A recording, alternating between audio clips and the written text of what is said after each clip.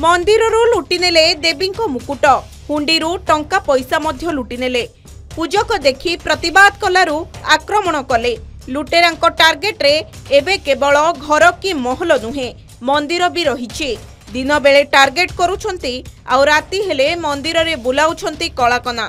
ठाकुरंकु भी छाडू नाहंती दुर्बृत्त।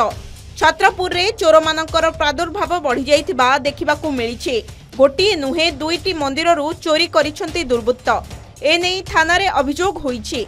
सूचना अनुसार गतकाली मध्यरात्र रे छत्रपुर थाना अंतर्गत उज्जलेश्वरी मंदिररू 3टी मुकुट सह हुंडीरू टंका पैसा चोरी होइथिबा अभियोग होईछि। एपरिकी पूजकंकु मध्य दुर्बृत्त माने आक्रमण करिथिबा जणा पड़िछि। सेहिपरि छत्रपुर ब्लॉक चमाखंडी थाना अंतर्गत टाकिरिया ब्रह्मपुर स्थित कनक दुर्गा मंदिररू मध्य किछि दुर्बृत्त मंदिर हुंडी सहित मांको रूपा मुकुट चोरी करिथिबा नै अभियोग होईछि। चानु गाइले मते माडी बईगिरी हाथ बांधेले।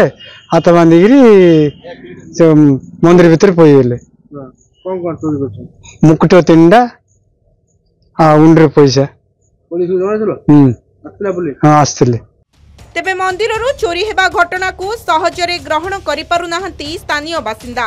खूब शीघ्र एहार तदंत करा जाई कार्यानुष्ठान ग्रहण करिबाकू साधारण रे दाबी होईछि।